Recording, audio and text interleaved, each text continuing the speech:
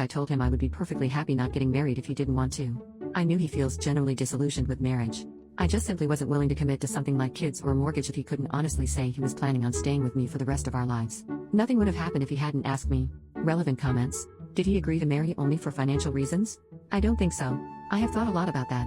At the time he proposed, we knew his grandma was going to pass away soon. We were renting the house next door to her, and while we knew he'd inherit the house we were living in, the two houses had slowly merged gardens in the 10 years he and his grandma had been living next to each other.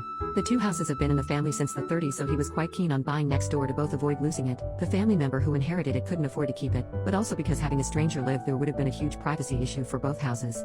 We'd hoped to rent it to a friend or another family member. He does earn a lot more than me, but he's self-employed, so the banks are quite wary of loaning to him.